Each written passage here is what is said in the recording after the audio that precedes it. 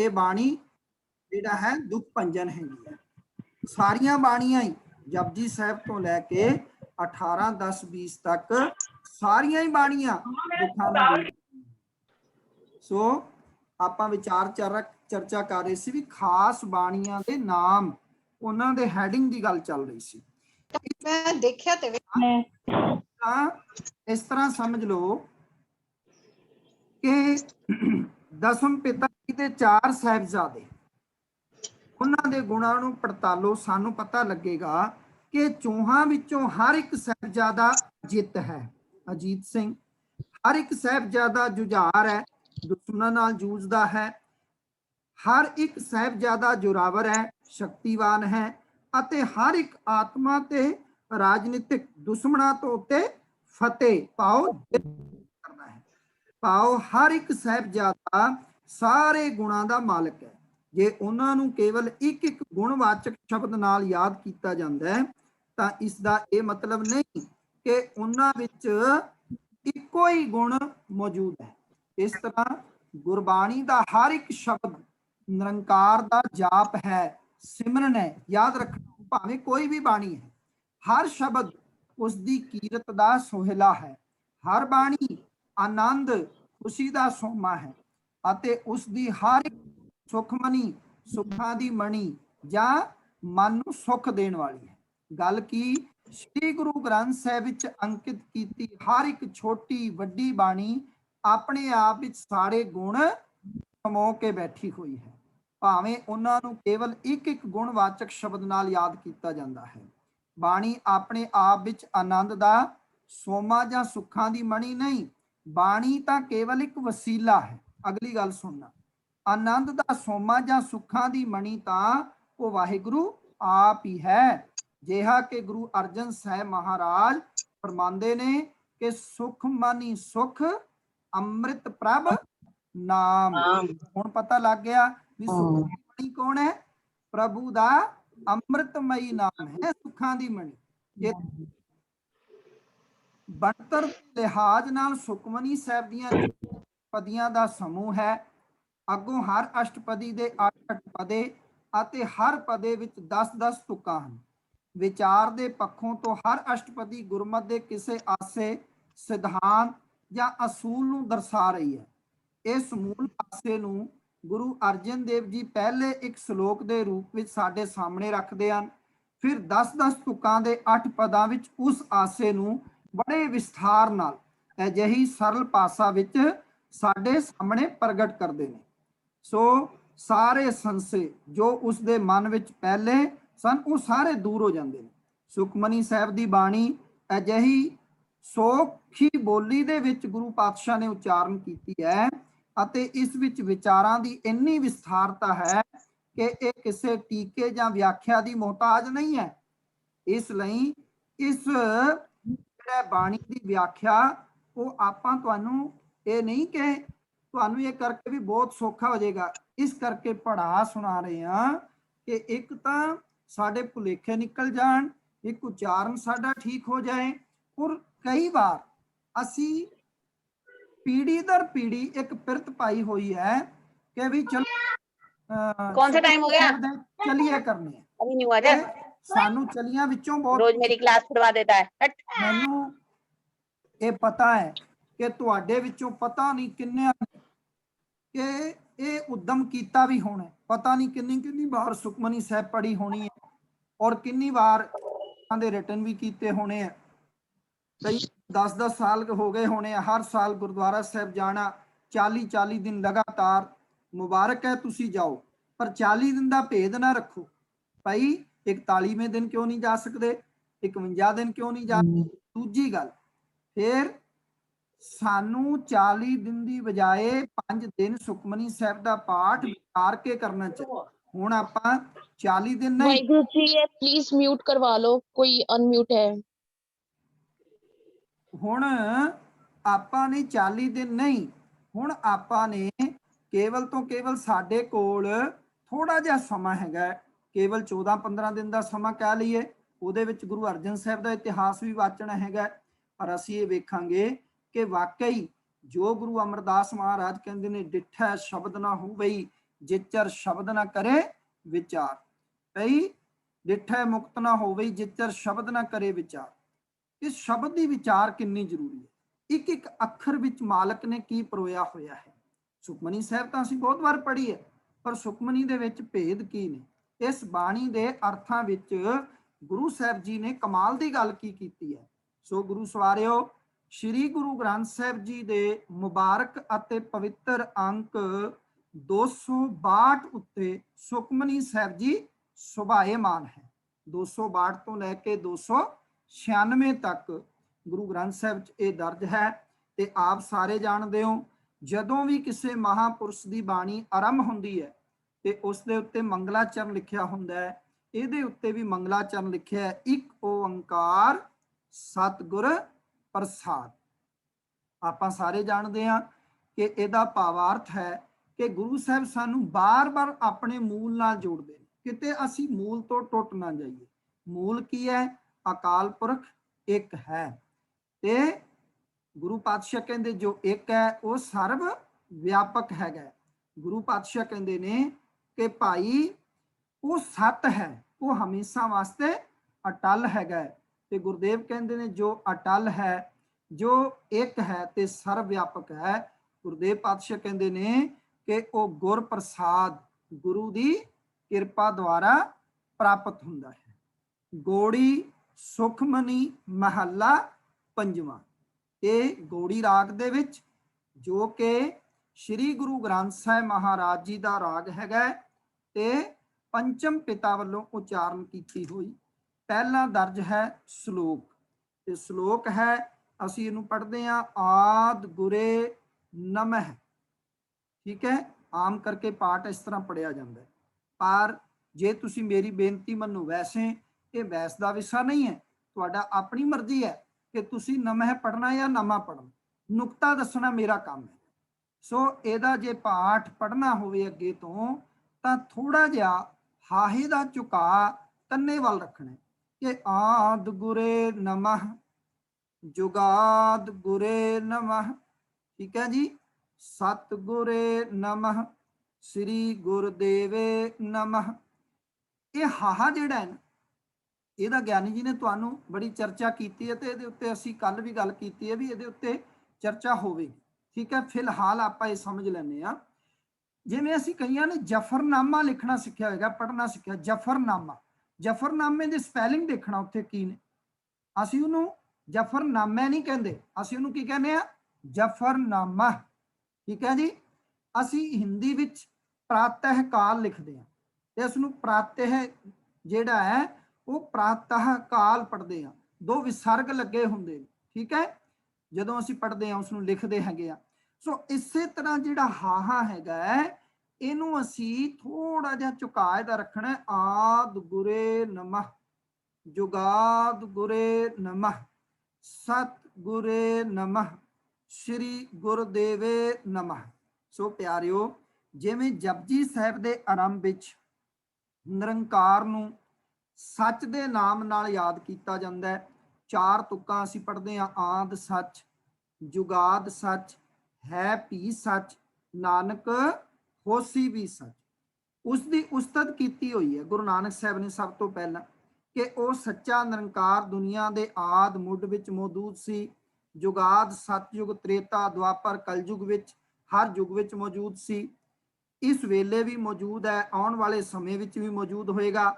ਜਿਵੇਂ ਗੁਰਦੇਵ ਕਹਿੰਦੇ ਨੇ, ਆਦ ਪੁਰਖ ਤੇਰਾ ਅੰਤ ਨਾ ਪਾਇਆ। ਉਹ ਨਿਰੰਕਾਰ ਨੂੰ ਆਦ ਪੁਰਖ ਕਹਿ ਕੇ ਸੰਬੋਧਨ ਕੀਤਾ ਹੈ। ਤਿਵੇਂ ਸੁਖਮਨੀ ਸਾਹਿਬ ਦੀਆਂ ਜੋ ਪੌੜੀਆਂ ਅਸੀਂ ਹੁਣੇ ਪੜੀਆਂ ਨੇ, ਚਾਰ ਤੁਕਾਂ, ਉਸ ਵਿੱਚ ਨਿਰੰਕਾਰ ਨੂੰ ਗੁਰੂ ਮਹਾਨ ਪੁਰਖ ਦੀ ਪਦਵੀ ਦਿੰਦੇ ਹੋਏ ਗੁਰੂ ਅਰਜਨ ਸਾਹਿਬ ਮਹਾਰਾਜ ਦੱਸਦੇ ਨੇ ਕਿ ਮੈਂ ਉਸ ਗੁਰੇ ਨੂੰ, ਉਸ ਗੁਰੂ ਨੂੰ ਨਮਸਕਾਰ ਕਰਦਾ ਹਾਂ ਜੋ ਕਿ ਸ੍ਰਿਸ਼ਟੀ ਰਚਨਾ ਦੇ ਆਦ ਮੁੱਢ ਵਿੱਚ ਮੌਜੂਦ ਸੀ। ਠੀਕ ਹੈ, ਮੇਰੀ ਉਸ ਗੁਰੂ ਨੂੰ ਵੰਦਨਾ ਹੈ ਜੋ ਜੁਗਾਦ ਹਰ ਯੁੱਗ ਵਿੱਚ ਮੌਜੂਦ ਰਿਹਾ ਹੈ। ਮੈਂ ਉਸ ਸਤਿਗੁਰੂ ਸਦਾ ਅਟਲ ਰਹਿਣ ਵਾਲੇ ਨਿਰੰਕਾਰ ਅੱਗੇ ਸੀਸ ਝੁਕਾਨਾ ਹਾਂ। ਮੈਂ ਉਸ ਨੂੰ ਮੱਥਾ ਟੇਕਦਾ ਹਾਂ ਜੋ ਗੁਰਦੇਵ ਸਭ ਦੇਵਾਂ ਦਾ ਦੇਵ ਹੈ, ਭਾਵ ਸਭ ਤੋਂ ਵੱਡਾ ਹੈਗਾ। ਠੀਕ ਹੈ। ਦੂਸਰੇ ਸ਼ਬਦਾਂ ਵਿੱਚ ਗੁਰੂ ਸਾਹਿਬ ਸਾਨੂੰ ਉਪਦੇਸ਼ ਦਿੰਦੇ ਹੋਏ ਕਹਿੰਦੇ ਹਨ ਕਿ हे ਜੀਵ, ਉਸ ਨਿਰੰਕਾਰ ਦੇ ਚਰਨਾਂ ਵਿੱਚ ਜੁੜ ਕੇ ਇਉਂ ਕਿਹਾ ਕਰ, हे ਨਿਰੰਕਾਰ, हे ਦਾਤਾਰ, ਇਹ ਦੁਨੀਆ ਦੇ ਮੁੱਢ ਤੋਂ ਚਲੇ ਆ ਰਹੇ हे ਗੁਰੂ, हे ਤਿੰਨਾਂ ਕਾਲਾਂ ਵਿੱਚ ਸਦਾ ਅਟਲ ਰਹਿਣ ਵਾਲੇ ਪ੍ਰਭੂ, हे ਸਭ ਦੇਵਾਂ ਦੇ ਦੇਵ, ਮੈਂ ਤੈਨੂੰ ਨਮਸਕਾਰ ਕਰਦਾ ਹਾਂ। ਧੰਨ ਗੁਰੂ ਗੋਬਿੰਦ ਸਿੰਘ ਜੀ ਦੀਆਂ ਇਸੇ ਭਾਵ ਦੀਆਂ ਰਚਨਾਵਾਂ ਆਦ ਅੰਤ ਏਕ ਅਵਤਾਰਾ, ਸੋਈ ਗੁਰੂ ਸਮਝਿਓ ਹਮਾਰਾ, ਨਮਸਕਾਰ ਤਿਸ ਹੀ ਕੋ ਹਮਾਰੀ ਵਿੱਚ ਗੁਰੂ ਸ਼ਬਦ ਦਾ ਪੰਚਮ ਪਾਤਸ਼ਾਹ ਵੀ ਵਰਤ ਰਹੇ ਨੇ। ਪਾਓ ਗੁਰ ਪਦਵੀ ਸੰਬੰਧੀ ਕਿਸੇ ਪ੍ਰਕਾਰ ਦਾ ਸਾਨੂੰ ਸ਼ੰਕਾ ਨਹੀਂ ਰਹਿਣਾ ਚਾਹੀਦਾ। ਚਲੋ ਮੈਂ ਇੱਕ ਪੰਕਤੀ ਬੋਲ ਦਿੰਨਾ, ਨਾਨਕ ਸੋਧੇ ਸਿਮਰਤ ਵੇਦ, ਪਾਰ ਬ੍ਰਹਮ ਗੁਰ ਨਾਹੀ ਭੇਦ। ਪਾਰ ਬ੍ਰਹਮ ਵਿੱਚ, ਨਿਰੰਕਾਰ ਵਿੱਚ ਤੇ ਗੁਰੂ ਵਿੱਚ ਕੋਈ ਭੇਦ ਨਹੀਂ ਹੈ। ਸੁਖਮਨੀ ਸਾਹਿਬ ਦੀ ਪਹਿਲੀ ਅਸ਼ਟਪਦੀ ਵਿੱਚ ਨਾਮ ਸਿਮਰਨ ਦੀ ਮਹਿਮਾ ਵਰਣਨ ਕੀਤੀ ਹੈ। ਤੁਸੀਂ ਉਹ ਅਸ਼ਟਪਦੀ ਸਾਰੀ ਪੜ੍ਹੀ ਹੈ। ਪ੍ਰਭ ਕੈ ਸਿਮਰਨ, ਪ੍ਰਭ ਕੈ ਸਿਮਰਨ ਵਾਲੀ ਗੱਲ ਹੈ, ਸਾਰੇ ਨਾਮ ਸਿਮਰਨ ਦੀ ਗੱਲ ਹੈ। ਸਾਨੂੰ ਉਸ ਨਿਰੰਕਾਰ ਦਾ ਸਿਮਰਨ ਕਰਨ ਲਈ ਪ੍ਰੇਰਨਾ ਦਿੱਤੀ ਹੈ। ਇਸ ਲਈ ਸਿਮਰਨ ਦੀ ਮਹਿਮਾ ਵਿੱਚ ਉਚਾਰੀ ਗਈ ਅਸ਼ਟਪਦੀ ਦੀ ਵਿਆਖਿਆ ਤੋਂ ਪਹਿਲਾਂ ਜੋ ਮੈਂ ਜ਼ਰੂਰੀ ਸਮਝਦਾ ਹੈ ਕਿ ਸਾਨੂੰ ਇਹ ਸਮਝਣ ਦੀ ਕੋਸ਼ਿਸ਼ ਕਰਨੀ ਚਾਹੀਦੀ ਹੈ ਕਿ ਨਾਮ ਕੀ ਹੈ, ਕਿਉਂਕਿ ਬਹੁਤ ਸਾਰਾ ਭੁਲੇਖਾ ਹੈ ਸਮਾਜ ਦੇ ਵਿੱਚ ਕਿ ਨਾਮ ਕੀ ਹੈਗਾ। ਔਰ ਮੈਨੂੰ ਪਤਾ ਹੈ ਕਿ ਬਹੁਤ ਸਾਰੇ ਸਵਾਲ ਵੀ ਆਣੇ ਹੈਗੇ, ਨਾਮ ਕਿਵੇਂ ਜਪਣਾ ਚਾਹੀਦਾ ਹੈ, ਨਾਮ ਜਪਣ ਦਾ ਢੰਗ ਕੀ ਹੈ, ਕਿਵੇਂ ਜਪਣਾ ਚਾਹੀਦਾ ਹੈ, ਕਿ ਤੋਤਾ ਰਟਣੀ ਤਾਂ ਨਹੀਂ ਹੈ। ਇਸ ਕਰਕੇ ਪੁਆਇੰਟ ਨੂੰ ਪਹਿਲਾਂ ਹੀ ਕਲੀਅਰ ਕਰ ਲਓ, ਅੱਜ ਦਾ ਵਿਸ਼ਾ ਇਸ ਉੱਤੇ ਕਲੀਅਰ ਕਰ ਲਓ ਤਾਂ ਕਿ ਅੱਗੇ ਅਰਥ ਕਰਨੇ ਫਿਰ ਸੌਖੇ ਹੋਣ। ਸੋ ਪਿਆਰਿਓ, ਸਭ ਤੋਂ ਪਹਿਲਾਂ ਇਹ ਗੱਲ ਨੂੰ ਸਮਝਣਾ ਹੈ ਕਿ ਨਾਮ ਕੀ ਹੈ, ਉਸਦੇ ਸਿਮਰਨ ਕਰਨ ਤੋਂ ਮੁਰਾਦ ਕੀ ਹੈ, ਕਿਉਂਕਿ ਨਾਮ ਸਿਮਰਨ ਸੰਬੰਧੀ ਜਿੰਨੀ ਸਾਡੀ ਜਾਣਕਾਰੀ ਹੋਵੇਗੀ ਉਤਨਾ ਹੀ ਇਹਨਾਂ ਦੇ ਮਹੱਤਵ ਨੂੰ ਸਾਨੂੰ ਸਮਝਣਾ ਆਸਾਨ ਹੋਵੇਗਾ। ਇਸ ਸੰਸਾਰ ਵਿੱਚ ਹਰ ਜੀਵ ਕਦੇ ਨਾ ਕਦੇ ਕਿਸੇ ਨਾ ਕਿਸੇ ਮੁਸੀਬਤ, ਦੁੱਖ, ਕਲੇਸ਼ ਜਾਂ ਰੋਗ ਦਾ ਸ਼ਿਕਾਰ ਹੁੰਦਾ ਰਹਿੰਦਾ ਹੈ। ਆਲੇ ਦੁਆਲੇ ਝਾਤੀ ਮਾਰ ਕੇ ਵੇਖੋ ਤੁਸੀਂ, ਕੋਈ ਨਾ ਕੋਈ ਦੁੱਖ ਨਾਲ ਭਰਿਆ ਹੈ, ਕਲੇਸ਼। ਚਲੋ ਮੈਂ ਪੰਕਤੀ ਵਰਤ ਦੇਣਾ, ਜਿਸ ਮਾਨੁਖ ਪੈ ਕਰੋ ਬੇਨੰਤੀ, ਸੋ ਆਪਣੇ ਦੁੱਖ ਭਰਿਆ। ਇਹਨਾਂ ਦੁੱਖਾਂ, ਤਕਲੀਫਾਂ, ਰੋਗਾਂ, ਕਲੇਸ਼ਾਂ ਦੇ ਕਾਰਨ ਨੂੰ ਲੱਭਣ ਦਾ ਯਤਨ ਕੀਤਾ ਜਾਵੇ ਤਾਂ ਸਾਨੂੰ ਪਤਾ ਲੱਗੇਗਾ ਕਿ ਇਹਨਾਂ ਸਭਨਾਂ ਦਾ ਮੂਲ ਕਾਰਨ ਸਾਡੀ ਆਪਣੀ ਲਾਪਰਵਾਹੀ ਜਾਂ ਕੋਈ ਨਾ ਕੋਈ ਭੁੱਲ ਹੁੰਦੀ ਹੈ। ਅਸੀਂ ਕੁਦਰਤ ਦੇ ਅਸੂਲਾਂ ਜਾਂ ਸਰਕਾਰ ਜਾਂ ਸਮਾਜ ਦੇ ਬਣਾਏ ਹੋਏ ਨਿਯਮਾਂ ਜਾਂ ਕਾਨੂੰਨਾਂ ਦੀ ਪਾਲਣਾ ਨਹੀਂ ਕਰ ਰਹੇ ਹੁੰਦੇ। ਗੁਰਬਾਣੀ ਦੀ ਤੁਕ ਬੜੀ ਪਿਆਰੀ ਹੈ, ਪਰਮੇਸ਼ਵਰ ਤੇ ਭੁੱਲਿਆਂ ਵਿਆਪਨ ਸਭੇ ਰੋਗ। ਅੱਜ ਕਰੋਨਾ ਦੀ ਬਿਮਾਰੀ ਤੁਸੀਂ ਵੇਖ ਲਓ ਨਾ, ਜੇ ਅਸੀਂ ਨਿਯਮਾਂ ਦੀ ਪਾਲਣਾ ਨਹੀਂ ਕਰਾਂਗੇ ਤਾਂ ਭਾਈ ਉਹ ਤਾਂ ਵਧੇਗੀ ਵਧੇਗੀ। ਸੋ ਅਸੂਲ ਜਦੋਂ ਅਸੀਂ ਭੁੱਲ ਜਾਂਦੇ ਹੈਗੇ ਆ, ਗੁਰੂ ਸਵਾਰਿਓ, ਵੱਡੇ ਵਡੇਰਿਆਂ, ਆਗੂਆਂ, ਰਹਿਬਰਾਂ, ਮਹਾਂਪੁਰਸ਼ਾਂ ਦੀ ਸਿੱਖਿਆ ਨੂੰ ਭੁੱਲਦਾ ਹੀ ਬੰਦਾ ਰੋਗਾਂ ਵਿੱਚ ਫਸ ਜਾਂਦਾ ਹੈਗਾ। ਜਿਹੜਾ ਨੌਕਰ ਆਪਣੇ ਮਾਲਕ ਨੂੰ, ਆਪਣੇ ਮਾਲਕ ਦੇ ਦੱਸੇ ਹੁਕਮ ਨੂੰ ਭੁੱਲ ਜਾਂਦਾ ਹੈ, ਜੋ ਵਿਦਿਆਰਥੀ ਆਪਣੇ ਅਧਿਆਪਕ ਨੂੰ, ਅਧਿਆਪਕ ਦੇ ਦੱਸੇ ਹੋਏ ਨਿਯਮਾਂ ਵਿਚਾਰਾਂ ਨੂੰ ਭੁੱਲ ਜਾਂਦਾ ਹੈ, ਜੋ ਇਸਤਰੀ ਆਪਣੇ ਪਤੀ ਤੋਂ ਲਾਪਰਵਾਹ ਹੋ ਜਾਂਦੀ ਹੈ, ਜੋ ਚੇਲਾ ਆਪਣੇ ਗੁਰੂ ਦੇ ਉਪਦੇਸ਼ ਤੋਂ ਬੇਮੁਖ ਹੋ ਜਾਂਦਾ ਹੈ, ਉਹ ਕਦਮ ਕਦਮ ਤੇ ਗਲਤੀਆਂ ਕਰਦਾ ਹੈ, ਭੁੱਲਾਂ ਕਰਦਾ ਹੈ। ਉਸ ਵਿੱਚ ਤਰ੍ਹਾਂ ਤਰ੍ਹਾਂ ਦੀਆਂ ਬੁਰਾਈਆਂ ਆ ਜਾਂਦੀਆਂ ਨੇ ਜੋ ਉਸ ਦੇ ਦੁੱਖਾਂ ਦਾ ਕਾਰਨ ਬਣਦੀਆਂ ਨੇ। ਗੁਰੂ ਸਵਾਰਿਓ, ਇਸ ਦੇ ਵਿਪਰੀਤ ਸਰਬ ਰੋਗ ਕਾ ਔਖਦ ਨਾਮ। ਇਹਨਾਂ ਸਾਰੇ ਦੁੱਖਾਂ ਕਲੇਸ਼ਾਂ ਦੀ ਨਿਵਰਤੀ ਦਾ ਇੱਕ ਤੇ ਕੇਵਲ ਇੱਕੋ ਇਲਾਜ ਹੈ, ਉਸ ਭੁੱਲ ਦਾ ਦੂਰ ਕਰਨਾ। ਪਾਓ ਮਾਲਕ ਦੇ ਨਾਮ, ਮਾਲਕ ਦੇ ਉਪਦੇਸ਼, ਹੁਕਮ ਜਾਂ ਦੱਸੇ ਹੋਏ ਨਿਯਮਾਂ ਅਤੇ ਅਸੂਲਾਂ ਦੀ ਯਾਦ ਅਤੇ ਉਹਨਾਂ ਦੀ ਪਾਲਣਾ ਕਰਨੀ। ਇਸੇ ਯਾਦ ਦਾ ਦੂਸਰਾ ਨਾਮ ਕੀ ਹੈ? ਸਿਮਰਨ, ਨਾਮ ਜਪਣਾ। ਸੋ ਪ੍ਰਭੂ ਦੇ ਸਿਮਰਨ ਦਾ ਭਾਵ ਪ੍ਰਭੂ ਦੇ ਨਾਮ ਦਾ ਕੇਵਲ ਰੱਟਾ ਲਗਾਣਾ ਨਹੀਂ, ਸਗੋਂ ਉਹਦੀ, ਉਸਦੇ ਹੁਕਮ ਦੀ ਯਾਦ, ਉਸ ਮਾਲਕ ਦੀ ਯਾਦ ਵਿੱਚ ਸਵੇਰੇ ਜਾਂ ਸ਼ਾਮ ਕੁਝ ਸਮੇਂ ਲਈ ਮਾਲਾ ਫੜ ਕੇ ਰਾਮ ਰਾਮ ਜਾਂ ਵਾਹਿਗੁਰੂ ਵਾਹਿਗੁਰੂ ਜਪਣਾ ਅਤੇ ਫਿਰ ਸਾਰੀ ਦਿਹਾੜੀ ਭਾਈ ਸਾਹਿਬ ਭਾਈ ਵੀਰ ਸਿੰਘ ਜੀ ਦੇ ਕਥਨ ਅਨੁਸਾਰ ਧਿਆਨ ਉਸ ਦੇ ਵਿੱਚ ਨਾ ਰੱਤੀ ਰਿਹਾ, ਆਲੇ ਭੁੱਲ ਦੇ ਵਿੱਚ ਟਿਕਾ ਦਿੱਤਾ। ਕੋਈ ਕੁਕਰਮ ਕਰਨ ਲੱਗਿਆ ਉਸ ਮਾਲਕ ਦਾ ਧਿਆਨ ਵੀ ਨਾ ਆਉਣਾ, ਮਨ ਵਿੱਚ ਇਸ ਗੱਲ ਦਾ ਖਿਆਲ ਵੀ ਨਾ ਆਉਣਾ ਕਿ ਅੱਗੇ ਕਰਨੀ ਕੀਰਤ ਕੀਰਤ ਵਾਚੀ ਹੈ। ਵਹਿ ਲੇਖਾ ਕਰ ਸਮਝਾਵੇ ਵਾਲੀ ਗੱਲ। ਸਾਡੀਆਂ ਕਰਤੂਤਾਂ ਨੂੰ ਵੇਖਣ ਜਾਣਾ ਇਹ ਸਿਮਰਨ ਨਹੀਂ ਹੈ, ਕਿਉਂਕਿ ਅਸੀਂ ਕਹਿ ਕੁਝ ਹੋਰ ਰਹੇ ਹਾਂ, ਕਰ ਕੁਝ ਹੋਰ ਰਹੇ ਹਾਂ। ਕੇਵਲ ਮਾਲਾ ਫੜ ਕੇ 2 ਵਕਤ ਬੈਠੇ ਰਹਿਣਾ, ਪਰ ਸਾਰੇ ਦਿਨ ਦੇ ਕਰਮਾਂ ਨੂੰ ਜਦੋਂ ਮਨੁੱਖ ਦੇ ਵਾਚੋਗੇ ਫਿਰ ਕੁਝ ਹੋਰ ਹੁੰਦੇ ਨੇ। ਇਹਨੂੰ ਬਾਬਾ ਅਮਰਦਾਸ ਜੀ ਕਹਿੰਦੇ ਨੇ, ਰਾਮ ਰਾਮ ਸਭ ਕੋ ਕਹਿ ਰਾਮ ਨਾ ਹੋਏ, ਗੁਰ ਪ੍ਰਸਾਦੀ ਰਾਮ ਮਨ ਵਸੈ, ਤਾਂ ਫਲ ਪਾਵੈ ਹੋਏ। ਗੁਰੂ ਸਵਾਰਿਓ, ਕਬੀਰ ਸਾਹਿਬ ਕਹਿੰਦੇ ਨੇ, ਕਿਆ ਜਪ ਕਿਆ ਤਪ ਸੰਜਮੋ, ਕਿਆ ਬ੍ਰਤ ਕਿਆ ਇਸ਼ਨਾਨ, ਜਬ ਲਗ ਜੁਗਤ ਨਾ ਜਾਨੀਐ, ਭਾਉ ਭਗਤ ਭਗਵਾਨ। ਗੁਰੂ ਸਾਹਿਬ ਕਹਿੰਦੇ ਨੇ, ਊਠਤ ਬੈਠਤ ਸੋਵਤ ਜਾਗਤ, ਇਹ ਮਨ ਤੁਝੈ ਚਿਤਾਰੈ। ਇਹ ਚਾਹੀਦਾ ਹੈ, ਇਹਨੂੰ ਕਹਿੰਦੇ ਨੇ ਸਿਮਰਨ। ਬੰਦਾ ਹਰ ਸਮੇਂ ਹਰ ਹਾਲਤ ਵਿੱਚ ਹਰ ਕਰਮ ਕਰਨ ਲੱਗਿਆ ਉਸ ਮਾਲਕ ਨੂੰ ਚਿਤਾਰੇ, ਚੇਤੇ ਵਿੱਚ ਰੱਖੇ। ਬਿਲਕੁਲ ਇਸੇ ਤਰ੍ਹਾਂ ਜਿਵੇਂ ਇੱਕ ਕੂਕਰ, ਵਫਾਦਾਰ ਕੂਕਰ ਜਿਹੜਾ ਹੈ ਉਹ ਚਿਤਵਦਾ ਹੈ, ਉਹਦੇ ਅੰਦਰੋਂ ਬਾਹਰੋਂ ਜਿਹੜਾ ਹਰ ਵੇਲੇ ਉਹ ਮਾਲਕ ਦੀ ਵਫਾਦਾਰੀ ਕਰਦਾ ਹੈ। ਬਾਹਰੋਂ ਦੇਖਣ ਨੂੰ ਸੁੱਤਾ ਹੁੰਦਾ ਹੈ ਪਰ ਅੰਦਰੋਂ ਜਾਗ ਰਿਹਾ ਹੁੰਦਾ। ਉਸਦੇ ਕੰਨ ਮਾਲਕ ਦੇ ਘਰ ਦੇ ਦਰਵਾਜ਼ੇ ਵੱਲ ਹੀ ਲੱਗੇ ਰਹਿੰਦੇ ਨੇ। ਇਸੇ ਲਈ ਤਾਂ ਗੁਰੂ ਤੇਗ ਬਹਾਦਰ ਸਾਹਿਬ ਫਰਮਾਨ ਕਰਦੇ ਨੇ ਕਿ ਇਹ ਜੀਵ ਭਗਤ ਕਰਨ ਦਾ ਵੱਲ ਸਿੱਖਣਾ ਹੈ ਨਾ, ਤਾਂ ਉਸ ਕੂਕਰ ਕੋਲੋਂ ਸਿੱਖ। ਸੁਆਮੀ ਕੋ ਗ੍ਰਹਿ ਜੋ ਸਦਾ, ਸਵਾਨ ਤਜਤ ਨਹੀਂ ਨਿਤ, ਨਾਨਕ ਇਹ ਬਿਦ ਹਰ ਭਜੋ, ਇੱਕ ਮਨ ਹੋਏ ਇੱਕ ਚਿਤ। ਕੁੱਤਾ ਮਾਲਕ ਦੇ ਨਾਮ ਦੀ ਮਾਲਾ ਨਹੀਂ ਫੇਰਦਾ, ਮਾਲਕ ਮਾਲਕ ਕਹਿ ਕੇ ਉਸਦੇ ਨਾਮ ਦਾ ਰਟਨ ਨਹੀਂ ਲਗਾਉਂਦਾ। ਕੀ ਕਰਦਾ ਹੈ? ਕੇਵਲ ਮਾਲਕ ਦੀ ਆਗਿਆ ਦਾ ਪਾਲਣ ਕਰਦਾ ਹੈ।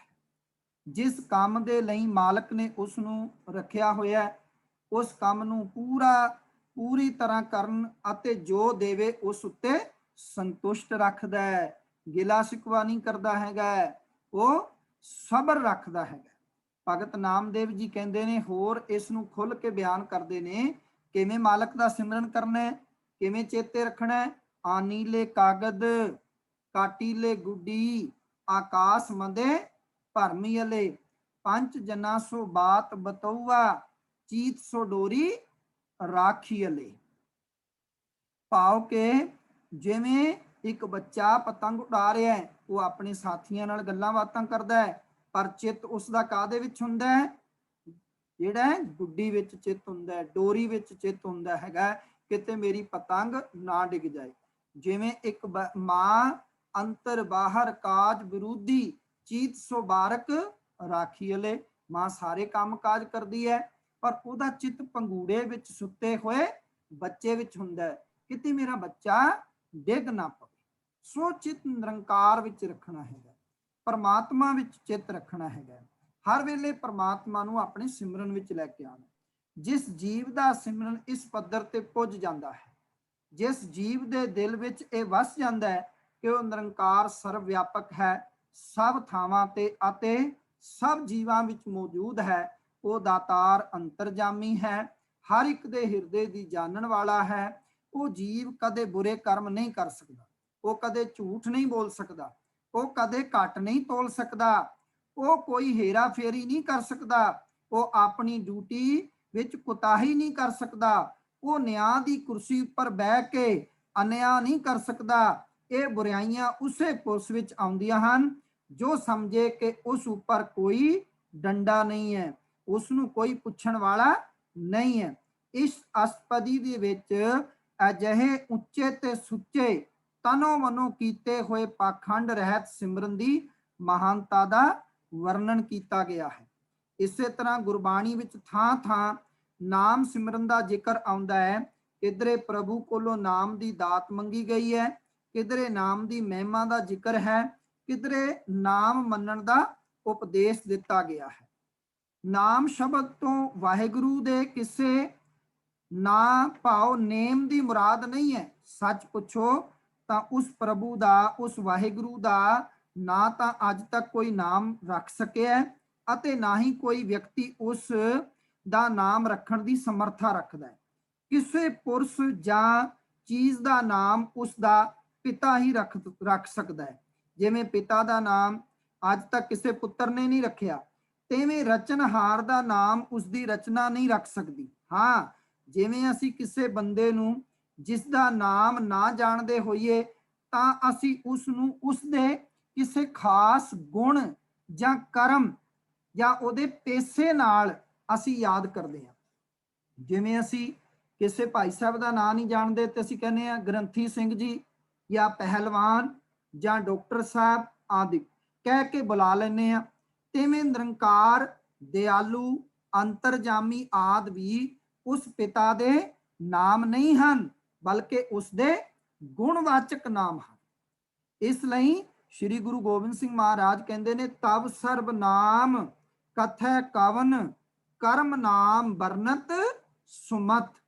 ਗੁਰਬਾਣੀ ਵਿੱਚ ਆਏ ਨਾਮ ਸ਼ਬਦ ਨੂੰ 4 ਪ੍ਰਮੁੱਖ ਅਰਥਾਂ ਵਿੱਚ ਵਰਤਿਆ ਗਿਆ ਹੈ। ਨੋਟ ਕਰਨਾ ਬੜੀ ਖਾਸ ਗੱਲ ਹੈਗੀ ਹੈ। ਗੁਰਬਾਣੀ ਵਿੱਚ ਜਿਹੜਾ ਨਾਮ ਸ਼ਬਦ ਆਇਆ ਉਹ 4 ਪ੍ਰਮੁੱਖ ਅਰਥ, ਹੋ ਸਕਦਾ ਹੈ ਹੋਰ ਵੀ ਬਹੁਤ ਹੋਣ, ਪਰ ਜਿਹੜੇ 4 ਪਕੜ ਵਿੱਚ ਆਏ ਨੇ ਉਹ ਮੈਂ ਤੁਹਾਨੂੰ ਦੱਸ ਦਿੰਦਾ। ਨੰਬਰ 1, ਵਿਸਰ ਨਾਹੀ ਦਾਤਾਰ, ਆਪਣਾ ਨਾਮ ਦੇ, ਗੁਣ ਗਾਵਾਂ ਦਿਨ ਰਾਤ, ਨਾਨਕ ਚਾਓ ਇਹ। ਇੱਥੇ ਨਾਮ ਅਰਥ ਹੈ ਸ਼ਕਤੀ ਦਾ। ਇਹ ਦਾਤਾ ਮੈਨੂੰ ਆਪਣੀ ਸ਼ਕਤੀ ਦੇ, ਮੈਂ ਰਾਤ ਦਿਨ ਭਾਵ ਹਰ ਦੁੱਖ ਸੁੱਖ ਤੇਰੇ ਗੁਣ ਗਾਉਂਦਾ ਰਹਾ। ਦੂਸਰੇ, ਨਾਮ ਦਾ ਅਰਥ ਹੈ ਹੁਕਮ। ਦੂਸਰਾ ਹੈ ਨਾਮ ਦਾ ਅਰਥ ਹੁਕਮ। ਜਿਵੇਂ ਗੁਰੂ ਨਾਨਕ ਦੇਵ ਜੀ ਆਪ ਫਰਮਾਉਂਦੇ ਨੇ ਕਿ ਏਕੋ ਨਾਮ ਹੁਕਮ ਹੈ, ਮੂਰਖਾਂ ਸਿਰ ਮੂਰਖ ਹੈ, ਜੇ ਮੰਨੇ ਨਾਹੀ ਨਾਉ, ਜਾਂ ਨਾਮ ਕੇ ਧਾਰੇ ਆਕਾਸ਼ ਪਾਤਾਲ। ਇਹਦਾ ਅਰਥ ਸਾਰਿਆਂ ਦਾ ਹੁਕਮ ਹੈਗਾ। ਨੰਬਰ 3, ਤੀਸਰਾ ਨਾਮ ਦਾ ਅਰਥ ਹੈ ਨਾਮੀ, ਅਰਥਾਤ ਉਸ ਵਿਅਕਤੀ, ਉਹ ਵਿਅਕਤੀ ਹੈ ਜਿਸ ਦਾ ਅਸੀਂ ਧਿਆਨ ਕਰ ਰਹੇ ਹਾਂ, ਪਰ ਉਸ ਦਾ ਨਾਮ ਨਾ ਜਾਣਨ ਕਰਕੇ ਨਾਮ ਦਾ ਸ਼ਬਦ ਵਰਤ ਲੈਂਦੇ ਹਾਂ। ਸੋ ਮੂਰਖਾਂ ਸਿਰ ਮੂਰਖ ਹੈ, ਜੇ ਮੰਨੇ ਨਾਹੀ ਨਾਉ, ਅਤੇ ਨਾਮ ਕੇ ਧਾਰੇ ਆਕਾਸ਼ ਪਾਤਾਲ ਵਿੱਚ ਨਾਮ ਦਾ ਅਰਥ ਨਿਰੰਕਾਰ ਜਾਂ ਅਕਾਲ ਪੁਰਖ ਵੀ ਕੀਤਾ ਜਾ ਸਕਦਾ ਹੈ। ਨੰਬਰ 4, ਚੌਥਾ ਹੈ ਨਾਮ ਨੂੰ ਦੈਵੀ ਗੁਣਾਂ ਦੇ ਅਰਥਾਂ ਵਿੱਚ ਵੀ ਗੁਰਬਾਣੀ 'ਚ ਵਰਤਿਆ ਗਿਆ। ਕਿਵੇਂ? ਜਿਵੇਂ ਕਿ ਭਰੀਏ ਮਤ ਪਾਪਾਂ ਕੈ ਸੰਗ, ਉਹ ਧੋਪੈ ਨਾਵੇਂ ਕੈ ਰੰਗ। ਭਾਵ ਜੇ ਸਾਡੀ ਮਤ ਪਾਪਾਂ ਨਾਲ ਮਲੀਨ ਹੋ ਜਾਵੇ ਤਾਂ ਉਸ ਦੇ ਧੋਣ ਦਾ ਇੱਕੋ ਇੱਕ ਤਰੀਕਾ ਹੈ, ਤੇ ਉਹ ਹੈ ਕਿ ਇਸ ਨੂੰ ਭਾਵ ਨਾਵੇਂ ਕੇ ਰੰਗ, ਦੈਵੀ ਗੁਣਾਂ ਦੇ ਰੰਗ ਵਿੱਚ ਰੰਗ ਲਿਆ ਜਾਏ, ਧੋ ਲਿਆ ਜਾਏ। ਸੋ ਬਾਣੀ ਵਿੱਚ ਜਿੱਥੇ ਕਿਧਰੇ ਨਾਮ ਸਿਮਰਨ ਦਾ ਉਪਦੇਸ਼ ਕੀਤਾ ਗਿਆ ਹੈ, ਉਸ ਦਾ ਮਤਲਬ ਇਹ ਹੈ ਕਿ ਜੀਵ ਉਸ ਨਿਰੰਕਾਰ ਨੂੰ, ਉਸ ਦੇ ਹੁਕਮ ਨੂੰ ਯਾਦ ਕਰਕੇ ਉਸ ਦੀ ਪਾਲਣਾ ਕਰੇ। ਇਹ ਜੀਵ ਉਸ ਨਿਰੰਕਾਰ ਦੇ ਗੁਣਾਂ ਜਾਂ ਉਪਕਾਰਾਂ ਨੂੰ ਯਾਦ ਰੱਖ ਤੇ ਉਸ ਦਾ ਧੰਨਵਾਦ ਕਰ। हे ਜੀਵ, ਉਸ ਨਿਰੰਕਾਰ ਦੀ ਸ਼ਕਤੀ ਦਾ ਧਿਆਨ ਰੱਖ ਕੇ ਉਸ ਕੋਲੋਂ ਡਰ, ਆਪਣੇ ਅੰਦਰ ਅਦਬ ਪੈਦਾ ਕਰ। ਤੇ ਗੁਰਦੇਵ ਪਾਤਸ਼ਾਹ ਨਾਮ ਅਤੇ ਸਿਮਰਨ ਦੀ ਇਸ ਪੌੜੀ ਦੇ ਵਿੱਚ ਬੜੇ ਵਿਸਥਾਰ ਦੇ ਨਾਲ ਅਸ਼ਟਪਦੀਆਂ ਦੇ ਵਿੱਚ ਜਿਹੜਾ ਹੈ ਉਹ ਗੱਲ ਕਰ ਰਹੇ ਨੇ, ਵਿਆਖਿਆ ਕਰ ਰਹੇ ਨੇ। ਤੇ ਇਹਨਾਂ ਦਾ ਆਧਾਰ ਹੀ ਸਾਰਿਆਂ ਦਾ ਕੀ ਹੈ ਇਸ ਵਿਆਖਿਆ ਦਾ, ਪਾਤਸ਼ਾਹ ਦਾ, ਉਹ ਹੈ ਸਿਮਰਨ ਤੇ ਸਿਮਰਨ ਦੀਆਂ ਬਰਕਤਾਂ। ਤੇ ਪਾਤਸ਼ਾਹ ਜੀ ਫਿਰ ਕਹਿੰਦੇ ਨੇ, ਭਾਈ ਅਸ਼ਟਪਦੀ ਸਿਮਰੋ ਸਿਮਰ ਸਿਮਰ ਸੁਖ ਪਾਵੋ। ਇਹਨੂੰ ਪਾਵੋ ਨਹੀਂ ਪਾਠ ਕਰਨਾ, ਆਮ ਜਲਦੀ ਵਿੱਚ ਅਸੀਂ ਪਾਵੋ ਕਰ ਲੈਂਦੇ ਹਾਂ। ਪਾਵੋ ਹੋਏਗਾ ਵੀ ਤੁਸੀਂ ਪ੍ਰਾਪਤ ਕਰ ਲਓ, ਤੁਸੀਂ ਹੀ ਸਿਮਰੋ ਤੇ ਤੁਸੀਂ ਹੀ ਪ੍ਰਾਪਤ ਕਰ ਲਓ। ਇਹ ਫਸਟ ਪਰਸਨ ਵਿੱਚ ਹੈ। ਸਿਮਰੋ, ਮੈਂ ਸਿਮਰਾਂ, ਸਿਮਰ ਸਿਮਰ ਕੇ ਸਿਹਾਰੀ ਲੱਗੀ ਹੋਈ ਹੈ, ਸੁਖ ਪਾਵੋ, ਮੈਂ ਪ੍ਰਾਪਤ ਕਰਾਂ। ਮੈਂ ਅਕਾਲ ਪੁਰਖ ਦਾ ਨਾਮ ਸਿਮਰਾਂ ਤੇ ਸਿਮਰ ਸਿਮਰ ਕੇ ਸੁਖ ਹਾਸਲ ਕਰਾਂ।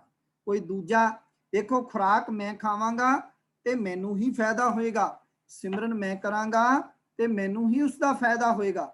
ਸੋ ਪਾਤਸ਼ਾਹ ਕਹਿੰਦੇ ਨੇ ਕੀ ਹੋਵੇਗਾ, ਕਲ ਕਲੇਸ਼ ਤਨ ਮਾਹੇ ਮਿਟਾਵੋ, ਇਸ ਤਰ੍ਹਾਂ ਸਰੀਰ ਵਿੱਚੋਂ ਦੁੱਖ ਵਿਆਦ ਕਲੇਸ਼ ਸਾਰੇ ਮਿਟ ਜਾਣਗੇ, ਜਾਂ ਮੈਂ ਆਪਣੇ ਮਿਟਾ ਲਵਾਂ ਸਾਰੇ ਦੁੱਖ ਕਲੇਸ਼। ਸਿਮਰੋਂ ਜਾਸ ਵਿਸੁੰਭਰ ਏਕੈ, ਕਹਿਣ ਲੱਗੇ ਕਿ ਮੈਂ ਉਸ ਮਾਲਕ ਵਾਹਿਗੁਰੂ ਜੀ ਨੂੰ ਸਿਮਰਾਂ ਜਿਸ ਇੱਕ ਜਗਤ ਪਾਲਕ ਹਰੀ ਦਾ ਨਾਮ ਹੈ। ਪਾਤਸ਼ਾਹ ਕਹਿੰਦੇ ਨੇ ਕਿ ਮੈਂ ਉਸ ਇੱਕ ਮਾਲਕ ਨੂੰ ਸਿਮਰਦਾ ਰਵਾਂ ਤੇ ਨਾਮ ਜਪਤ ਅਗਨਤ ਅਨੇਕੈ, ਅਨੇਕਾਂ ਤੇ ਅਣਗਿਣਤ ਜੀਵ ਜਪਦੇ ਹਨ, ਮੈਂ ਵੀ ਉਸ ਨੂੰ ਸਿਮਰਾਂ। ਵੇਦ ਪੁਰਾਨ ਸਿਮਰਤ ਸੁਧ ਅੱਖਰ, ਇਹ ਯਈਆ ਪੈਰ ਵਿੱਚ ਲੱਗਿਆ ਹੋਇਆ ਹੈਗਾ। ਜਿਹੜਾ ਅੱਗੇ ਨੂੰ ਹੋਏਗਾ ਉਹ ਹਾਹਾ ਹੋਏਗਾ, ਜਿਹੜਾ ਇਸ ਤਰ੍ਹਾਂ ਲੱਗਾ ਹੋਏਗਾ ਉਹ ਯਈਆ। ਦੋਨਾਂ ਦੀ ਬਣਤਰ ਵੀ ਥੋੜਾ ਥੋੜਾ ਫਰਕ ਹੈਗਾ। ਵੇਦਾਂ ਪੁਰਾਣਾ ਤੇ ਸਿਮਰਤੀਆਂ ਨੇ ਕਹਿਣਗੇ ਕੀਨੇ ਰਾਮ ਨਾਮ ਇੱਕ ਅੱਖਰ, ਇੱਕ ਅਕਾਲ ਪੁਰਖ ਦੇ ਨਾਮ ਨੂੰ ਹੀ ਸਭ ਤੋਂ ਪਵਿੱਤਰ ਮੰਨਿਆ ਹੈ। ਕਿਨਕਾ ਏਕ ਜਿਸ ਜੀਵ ਵਸਾਵੈ, ਜਿਸ ਮਨੁੱਖ ਦੇ ਜੀਵ ਵਿੱਚ ਇੱਕ ਅਕਾਲ ਪੁਰਖ ਦਾ ਨਾਮ ਥੋੜਾ ਜਿੰਨਾ ਵੀ ਵਸ ਗਿਆ, ਰੱਤੀ ਮਾਤਰ ਵੀ ਵਸ ਗਿਆ, ਠੀਕ ਹੈ। ਇਹ ਕਹਿੰਦੇ ਨੇ ਤਾਂ ਕਿ ਮਹਿਮਾ ਗਨੀ ਨਾ ਆਵੇ ਭਾਈ, ਉਸ ਦੀ ਵਡਿਆਈ ਬਿਆਨ ਤੋਂ ਪਰੇ ਹੈ। ਕਾਂਕੀ ਇੱਕ ਹੈ ਦਰਸ ਤੁਹਾਰੋ, ਇਹ ਅਕਾਲ ਪੁਰਖ। ਕਾਂਕੀ ਦਾ ਅਰਥ ਹੁੰਦਾ ਚਾਹਵਾਨ, ਜੋ ਮਨੁੱਖ ਤੇਰੇ ਦੀਦਾਰ ਦੇ ਚਾਹਵਾਨ ਹਨ। ਨਾਨਕ ਉਨ ਸੰਗ ਮੋਹਿ ਉਧਾਰੋ, ਕਹਿਣਗੇ ਉਹਨਾਂ ਦੀ ਸੰਗਤ ਵਿੱਚ ਰੱਖ ਕੇ ਮੈਨੂੰ ਨਾਨਕ ਨੂੰ ਸੰਸਾਰ ਸਾਗਰ ਤੋਂ ਬਚਾ ਲਓ। ਹੁਣ ਕੱਲ ਬੁਲਬੁਲ ਜੀ ਨੇ ਗੱਲ ਕੀਤੀ ਸੀ ਮੋਹ ਅਤੇ ਮੋਹਿ। ਸੋ ਪਾਠ ਜਦੋਂ ਆ ਜਾਏਗਾ ਤੇ ਤੁਹਾਨੂੰ ਆਪਣੇ ਆਪ ਹੀ ਪਤਾ ਲੱਗ ਜਾਏ ਵੀ ਕਾਹਦੀ ਗੱਲ ਚੱਲ ਰਹੀ, ਠੀਕ ਹੈ। ਸੋ ਇੱਥੇ ਵਿਕਾਰ ਵਾਸਤੇ ਨਹੀਂ, ਇੱਥੇ ਮੋਹੇ ਮੈਨੂੰ ਬਚਾ ਲਓ। ਫਿਰ ਗੁਰਦੇਵ ਅੱਗੇ ਇਸ ਲੰਮੀ ਸਾਰੀ ਬਾਣੀ ਦਾ ਰਾਹੋ ਦਾ ਬੰਦ ਵਰਤ ਰਹੇ ਨੇ ਕਿ ਸੁਖ ਮਨੀ ਸੁਖ ਅੰਮ੍ਰਿਤ ਪ੍ਰਭ ਨਾਮ, ਭਗਤ ਜਨਾ ਕੈ ਮਨ ਬਿਸਰਾਮ। ਪ੍ਰਭੂ ਦਾ ਅਮਰ ਕਰਨ ਵਾਲਾ ਤੇ ਸੁਖਦਾਈ ਨਾਮ ਸਭ ਸੁੱਖਾਂ ਦੀ ਮਣੀ ਹੈ। ਭਗਤ ਜਨਾ ਕੈ ਮਨ ਵਿਸਰਾਮ ਰਹਾਓ। ਪਾਤਸ਼ਾਹ ਕਹਿੰਦੇ ਨੇ ਇਸ ਦਾ ਟਿਕਾਣਾ, ਇਹ ਜੋ ਨਾਮ ਅੰਮ੍ਰਿਤ ਹੈ ਸੁੱਖਾਂ ਦੀ ਮਣੀ, ਇਹਦਾ ਟਿਕਾਣਾ ਕਿੱਥੇ ਹੈ ਭਾਈ? ਭਗਤਾਂ ਦੇ ਹਿਰਦੇ ਵਿੱਚ ਹੈ, ਠੀਕ ਹੈ ਗੁਰੂ ਸਵਾਰਿਓ। ਅੱਗੇ ਗੁਰਦੇਵ ਆਰੰਭਤਾ ਕਰਦੇ ਨੇ, ਫਿਰ ਉਹ ਨਾਮ ਸਿਮਰਨ, ਪ੍ਰਭੂ ਦਾ ਸਿਮਰਨ, ਉਹਦੇ ਵਿੱਚ ਬਰਕਤਾਂ ਕੀ ਨੇ? ਉਹ ਬੜੀ ਸੌਖੀ ਜੀ ਗੱਲ ਗੁਰੂ ਸਾਹਿਬ ਜੀ ਨੇ ਇੱਥੇ ਕਹਿ ਦਿੱਤੀ ਹੈ। ਕੇਵਲ ਵਿਸਰਾਮ ਜੇ ਸਾਨੂੰ ਲਾਣਾ ਆ ਗਿਆ ਨਾ ਤੇ ਸਮਝ ਆਏ। ਕਈ ਵਾਰ ਅਸੀਂ ਛੇਤੀ ਪੜਦੇ ਹਾਂ, ਪ੍ਰਭ ਕੈ ਸਿਮਰਨ ਗਰਮ ਨ ਬਸੈ, ਪ੍ਰਭ ਕੈ ਸਿਮਰਨ ਧੂਪ ਜਮ ਨ ਸੈ, ਪ੍ਰਭ ਕਾ ਸਿਮਰਨ ਦੁਸ਼ਮਨ ਟਾਰੈ। ਬੜੀ ਛੇਤੀ, ਕਿਸੇ ਨੂੰ ਸਮਝ ਹੀ ਨਹੀਂ ਆਉਂਦੀ। ਕਈ ਵਾਰ ਤਾਂ ਹੈਰਾਨੀ ਹੋ ਜਾਂਦੀ, ਪੰਕਤੀ ਵੀ ਨਹੀਂ ਫੜੀ ਜਾਂਦੀ। ਹੁਣ ਇਹਨੂੰ ਪੜੋ, ਪ੍ਰਭ ਕੈ ਸਿਮਰਨ ਗਰਭ ਨਾ ਬਸੈ। ਹੁਣ ਬਿਲਕੁਲ ਸਾਫ਼ ਹੋ ਗਿਆ ਕਿ ਪ੍ਰਭੂ ਦਾ ਸਿਮਰਨ ਕਰਨ ਨਾਲ ਜੀਵ ਜਨਮ ਵਿੱਚ ਨਹੀਂ ਆਉਂਦਾ, ਗਰਭ ਬੱਬੇ ਨਾਲ ਮਾਤਾ ਦੇ ਗਰਭ ਵਿੱਚ ਨਹੀਂ ਪੈਂਦਾ। ਪਾਓ ਪਹਿਲੀ ਪੰਕਤੀ ਦੇ ਵਿੱਚ ਹੀ ਗੁਰੂ ਸਾਹਿਬ ਨੇ ਕਹਿ ਦਿੱਤਾ ਜਨਮ ਮਰਨ ਕੱਟਿਆ ਜਾਏਗਾ। ਬਿਲਕੁਲ ਸਾਫ਼ ਹੋ ਗਿਆ। ਪ੍ਰਭ ਕੈ ਸਿਮਰਨ, ਪ੍ਰਭੂ ਦੇ ਸਿਮਰਨ ਕੀਤਿਆਂ ਕੀ ਹੋਏਗਾ? ਦੁੱਖ ਜਮ ਨਸੈ, ਬਈ ਜਿਹੜਾ ਜਮ ਦਾ ਡਰ ਹੈ, ਮੌਤ ਦਾ ਡਰ ਹੈ, ਉਹ ਨਸ ਜਾਏਗਾ। ਪ੍ਰਭ ਕੈ ਸਿਮਰਨ ਕਾਲ ਪਰ ਹਰੈ, ਮੌਤ ਦਾ ਭੈ ਡਰ ਦੂਰ ਹੋ ਜਾਏਗਾ। ਪ੍ਰਭ ਕੈ ਸਿਮਰਨ ਦੁਸ਼ਮਨ ਟਰੈ, ਪ੍ਰਭੂ ਦੇ ਸਿਮਰਨ ਨਾਲ ਕੀ ਹੋਏਗਾ? ਦੁਸ਼ਮਨ ਵੀ ਟਲ ਜਾਂਦੇ ਹਨ। ਪ੍ਰਭ ਕੈ ਸਿਮਰਨ ਕੱਛ ਬਿਗਨ ਨਾ ਲੱਗੈ, ਪ੍ਰਭੂ ਦਾ ਸਿਮਰਨ ਕੀਤਿਆਂ ਜ਼ਿੰਦਗੀ ਵਿੱਚ ਕੋਈ ਰੁਕਾਵਟ ਨਹੀਂ ਪੈਂਦੀ, ਕੋਈ ਬਿਗਨ ਨਹੀਂ ਪੈਂਦਾ ਹੈਗਾ। ਪ੍ਰਭ ਕੈ ਸਿਮਰਨ ਅਨ ਦਿਨ ਜਾਗੈ, ਪ੍ਰਭੂ ਦਾ ਸਿਮਰਨ ਕਰਨ ਲੱਗਿਆ ਕੀ ਹੋਏਗਾ? ਹਰ ਵੇਲੇ ਬੰਦਾ ਜਾਗਦਾ ਰਹੇਗਾ। ਜਾਗਣ ਦਾ ਮਤਲਬ ਇੱਥੇ ਕੀ ਹੈ? ਦੁਨਿਆਵੀ ਜਿਹੜੀ ਨੀਂਦ ਹੈਗੀ ਹੈ ਸਰੀਰ ਨੂੰ ਫਿੱਟ ਕਰਨ ਵਾਸਤੇ, ਉਹ ਤਾਂ ਡਾਕਟਰ ਕਹਿੰਦੇ ਲੈਣੀ ਚਾਹੀਦੀ ਹੈ 5-6 ਘੰਟੇ। ਇੱਥੇ ਕੀ ਹੈ? ਮਾਇਕ ਹੱਲਿਆਂ ਵੱਲੋਂ ਸੁਚੇਤ, ਗਾਫਲਤਾ ਦੀ ਨੀਂਦ ਵਿੱਚ ਨਹੀਂ ਸੋਣਾ ਹੈਗਾ, ਠੀਕ ਹੈ, ਸੁਚੇਤ ਰਹਿੰਦਾ। ਪ੍ਰਭ ਕੈ ਸਿਮਰਨ ਭਉ ਨਾ ਵਿਆਪੈ, ਪ੍ਰਭੂ ਦਾ ਸਿਮਰਨ ਕਰਨ ਲੱਗਿਆ ਕੋਈ ਡਰ ਨਹੀਂ ਵਿਆਪਦਾ। ਪ੍ਰਭ ਕੈ ਸਿਮਰਨ ਦੁੱਖ ਨਾ ਸੰਤਾਪੈ, ਪਾਤਸ਼ਾਹ ਕਹਿੰਦੇ ਨੇ ਕੋਈ ਦੁੱਖ ਨਹੀਂ ਸੰਤਾਪਦਾ। ਪ੍ਰਭ ਕੈ ਸਿਮਰਨ ਸਾਧ ਕੈ ਸੰਗ, ਪ੍ਰਭੂ ਦਾ ਸਿਮਰਨ ਗੁਰਮੁਖਾਂ ਦੀ ਸੰਗਤ ਵਿੱਚ ਮਿਲਦਾ ਹੈ। ਸਰਬ ਨਿਧਾਨ ਨਾਨਕ ਹਰ ਰੰਗ, ਪਾਤਸ਼ਾਹ ਕਹਿੰਦੇ ਨੇ ਜੋ ਮਨੁੱਖ ਸਿਮਰਨ ਕਰਦਾ ਹੈ ਉਸ ਨੂੰ ਹੈ ਨਾਨਕ ਅਕਾਲ ਪੁਰਖ ਦੇ ਪਿਆਰ ਵਿੱਚ ਹੀ ਦੁਨੀਆ ਦੇ ਸਾਰੇ ਖਜ਼ਾਨੇ ਪ੍ਰਾਪਤ ਹੁੰਦੇ ਨੇ। ਫਿਰ ਅੱਗੇ ਵਿਸਥਾਰ ਦੇ ਰਹੇ ਨੇ ਕੀ ਕੀ ਹੁੰਦਾ ਹੈ। ਪ੍ਰਭ ਕੈ ਸਿਮਰਨ ਰਿੱਧ ਸਿੱਧ ਨੋ ਨਿਧ। ਲਓ ਜੀ, ਗਿੱਲੇ ਸਿਕਵੇ ਮੁੱਕ ਜਾਣਗੇ, ਤੁਸੀਂ ਅਮੀਰ ਹੋ ਜਾਓਗੇ। ਪ੍ਰਭੂ ਦਾ ਸਿਮਰਨ ਕੀਤਿਆਂ ਸਾਰੀਆਂ ਰਿੱਧੀਆਂ ਸਿੱਧੀਆਂ ਨੋ ਖਜ਼ਾਨੇ ਤੁਹਾਡੇ ਕੋਲ ਆ ਜਾਣਗੇ। ਪ੍ਰਭ ਕੈ ਸਿਮਰਨ ਗਿਆਨ ਧਿਆਨ ਤਤ ਬੁੱਧ। ਪ੍ਰਭੂ ਦੇ ਸਿਮਰਨ ਵਿੱਚ ਗਿਆਨ ਸੁਰਤ ਦਾ ਟਿਕਾਓ ਅਤੇ ਜਗਤ ਦੇ ਮੂਲ ਹਰੀ ਦੀ ਸਮਝ ਆਣੀ ਸ਼ੁਰੂ ਹੋ ਜਾਂਦੀ ਹੈ। ਪ੍ਰਭ ਕੈ ਸਿਮਰਨ ਜਪ ਤਪ ਪੂਜਾ। ਪ੍ਰਭੂ ਦੇ ਸਿਮਰਨ ਵਿੱਚ ਸਾਰੇ ਜਪ ਤਪ ਦੇਵ ਪੂਜਾ ਹਨ। ਪ੍ਰਭ ਕੈ ਸਿਮਰਨ ਬਿਨ ਸਹਿਬ ਦੂਜਾ। ਇਹਦਾ ਭਾਵ ਇਹ ਹੈ ਕਿ ਪ੍ਰਭੂ ਦਾ ਸਿਮਰਨ ਕਰ ਲਿਆ ਤੇ ਵੱਖਰੇ ਜਪ ਤਪ ਪੂਜਾ ਕਰਨ ਦੀ ਲੋੜ ਨਹੀਂ ਹੈ। ਪਾਤਸ਼ਾਹ ਕਹਿੰਦੇ ਨੇ ਪ੍ਰਭ ਕੈ ਸਿਮਰਨ ਬਿਨ ਸਹਿ ਦੂਜਾ। ਪ੍ਰਭੂ ਦਾ ਸਿਮਰਨ ਕਰਨ ਨਾਲ ਮਾਇਆ ਦਾ ਦੂਜਾ ਖਿਆਲ ਵੀ ਮਨ ਵਿੱਚੋਂ ਨਿਕਲ ਜਾਂਦਾ, ਦੁਚਿੱਤਾਪਨ ਵੀ ਨਿਕਲ ਜਾਂਦਾ ਹੈ। ਪ੍ਰਭ ਕੈ ਸਿਮਰਨ ਤੀਰਥ ਇਸ਼ਨਾਨੀ। ਸਿਮਰਨ ਕਰਨ ਨਾਲ ਆਤਮਿਕ ਤੀਰਥ ਦਾ ਇਸ਼ਨਾਨ ਕਰਨ ਵਾਲਾ ਹੋ ਜਾਈਦਾ। ਪ੍ਰਭ ਕੈ ਸਿਮਰਨ ਦਰਗਾਹ ਮਾਨੀ। ਦਰਗਾਹ ਵਿੱਚ ਇੱਜ਼ਤ ਮਿਲਦੀ ਹੈ। ਪ੍ਰਭ ਕੈ ਸਿਮਰਨ ਹੋਏ ਸੋ ਭਲਾ। पहले शुरू से किया ਭਾਈ पैसे निकाल ਪ੍ਰਭੂ कर ਦੇ दे दिए ਸਿਮਰਨ ਨਾਲ बेटे ਕੀ पूछे ਹੋਏਗਾ? बिना ਭਲਾ ਪ੍ਰਤੀਤ ਹੁੰਦਾ ਹੈਗਾ। आयो कोई बात नहीं। ਸੋ ਗੁਰੂ ਸਾਹਿਬ ਕਹਿ ਰਹੇ ਨੇ ਪ੍ਰਭ ਕੈ ਸਿਮਰਨ ਸੁਫਲ ਫਲਾ। ਤੇ ਮਨੁੱਖ ਜੀਵਨ ਜਨਮ ਜਿਹੜਾ ਮਨੋਰਥ ਉਹ ਸਫਲ ਹੋ ਜਾਂਦਾ ਹੈ। ਸੇ ਸਿਮਰੈ ਜਿਨ ਆਪ ਸਿਮਰਾਏ। ਪਰ ਗੁਰੂ ਸਾਹਿਬ ਕੀ ਕਹਿ ਰਹੇ ਨੇ? ਦੇ ਆਪਣੀ ਅਸਲੀ ਗੱਲ ਨਹੀਂ, ਨਾਮ ਉਹੀ ਸਿਮਰਦੇ ਨੇ ਜਿਨ੍ਹਾਂ ਨੂੰ ਪ੍ਰਭੂ ਆਪ ਪ੍ਰੇਰਦਾ ਹੈਗਾ, ਆਪ ਜਿਨ੍ਹਾਂ ਨੂੰ ਸਿਮਰਾਉਂਦਾ ਹੈਗਾ।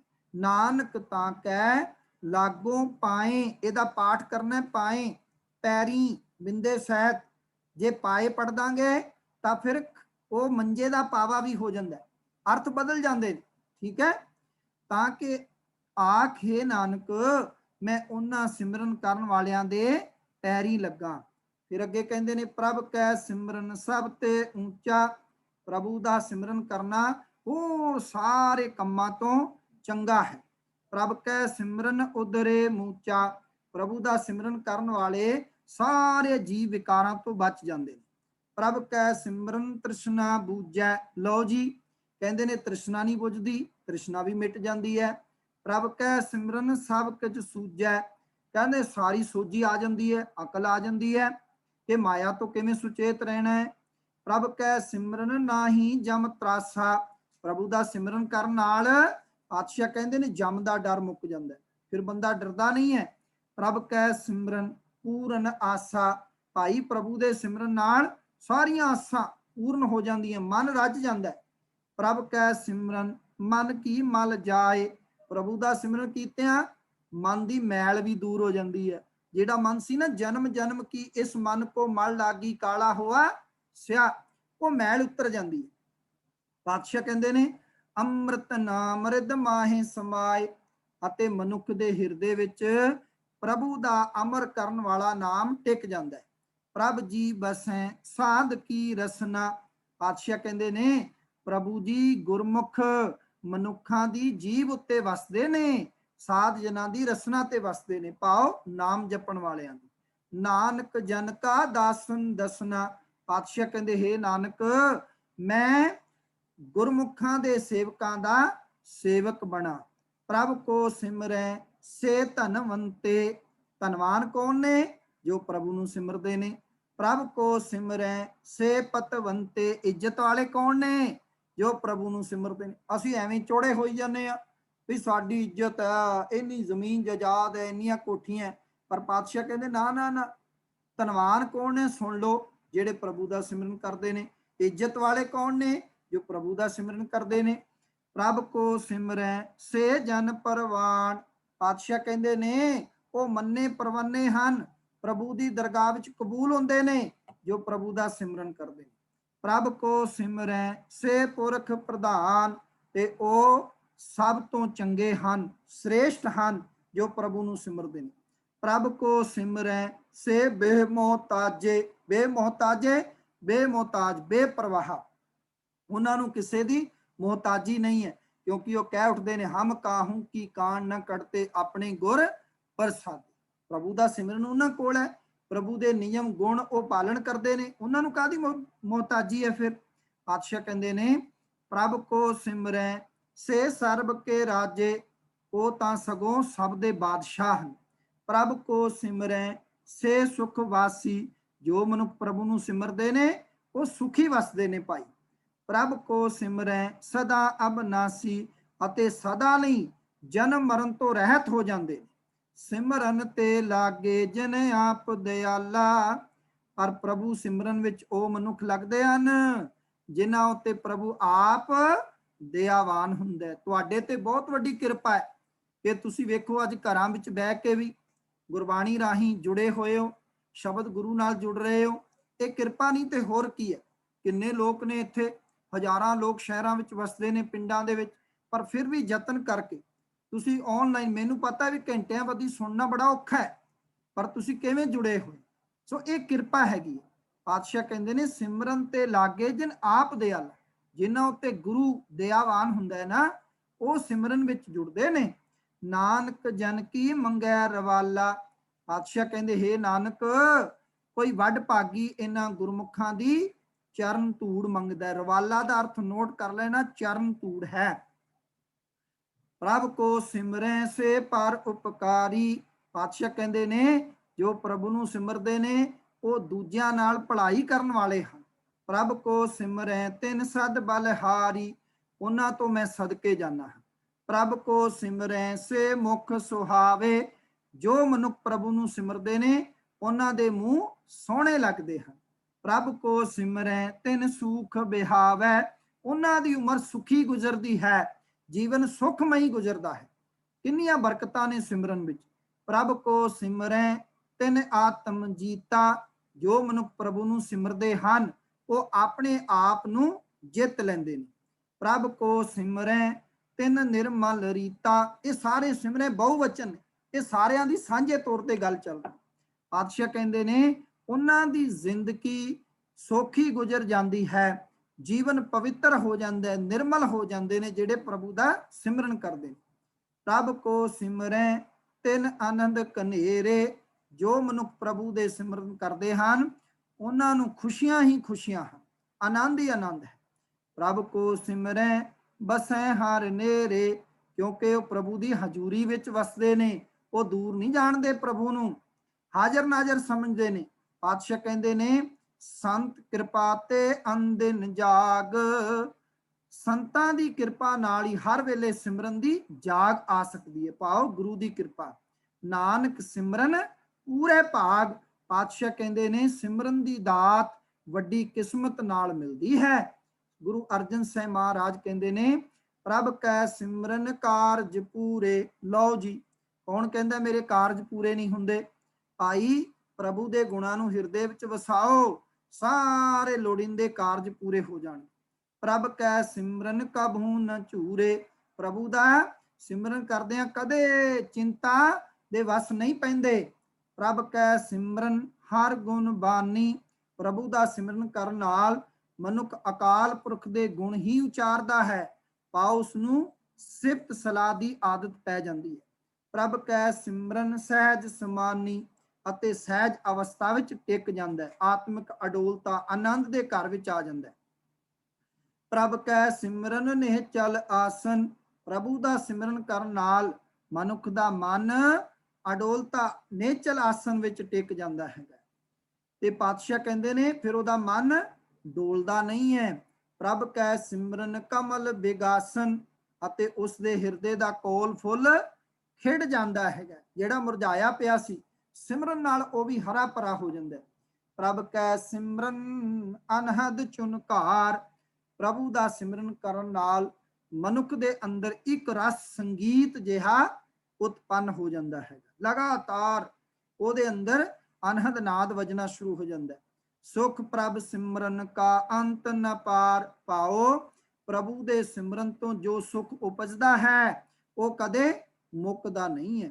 ਸਿਮਰੈ ਸੇ ਜਨ ਜਿਨ ਕੋ ਪ੍ਰਭ ਮਾਇਆ, ਹੁਣ ਇੱਕ ਹੈ ਮਾਇਆ ਤੇ ਇੱਕ ਮਇਆ। ਮਾਇਆ ਪ੍ਰਭੂ ਤੋਂ ਦੂਰ ਲੈ ਕੇ ਜਾਂਦੀ ਹੈ ਤੇ ਮਇਆ ਪ੍ਰਭੂ ਦੇ ਨੇੜੇ ਲੈ ਕੇ ਜਾਂਦੀ ਹੈ। ਮਇਆ ਦਾ ਅਰਥ ਹੁੰਦਾ ਕਿਰਪਾ। ਕਹਿਣਗੇ ਕੌਣ ਸਿਮਰਦਾ ਹੈ? ਜਿਨ੍ਹਾਂ ਉੱਤੇ ਪ੍ਰਭੂ ਦੀ ਮਇਆ ਹੁੰਦੀ ਹੈ, ਕਿਰਪਾ ਹੁੰਦੀ ਹੈ। ਨਾਨਕ ਤਿੰਨ ਜਨ ਸ਼ਰਨੀ ਪਿਆ, ਇਹ ਨਾਨਕ ਕੋਈ ਵਡਭਾਗੀ ਉਹਨਾਂ ਸਿਮਰਨ ਕਰਨ ਵਾਲੇ ਜਨਾਂ ਦੀ ਸ਼ਰਣੀ ਪੈਂਦਾ ਹੈ।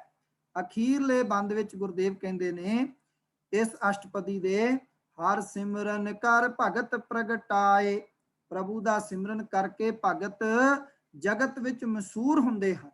ਹਰ ਸਿਮਰਨ ਲਗ ਬੇਦ ਉਪਾਏ। ਲਓ ਜੀ, ਪਾਤਸ਼ਾਹ ਕਹਿੰਦੇ ਨੇ ਸਿਮਰਨ ਵਿੱਚ ਹੀ ਜੁਟ ਕੇ ਰਿਸ਼ੀਆਂ ਨੇ ਵੇਦ ਆਦਿ ਧਰਮ ਪੁਸਤਕਾਂ ਰਚੇ ਹਨ। ਹਰ ਸਿਮਰਨ ਭਏ ਸਿੱਧ ਜਤੀ ਦਾਤੇ, ਪ੍ਰਭੂ ਦੇ ਸਿਮਰਨ ਦੁਆਰਾ ਹੀ ਮਨੁੱਖ ਸਿੱਧ ਬਣ ਗਏ, ਜਤੀ ਬਣ ਗਏ, ਦਾਤੇ ਬਣ ਗਏ।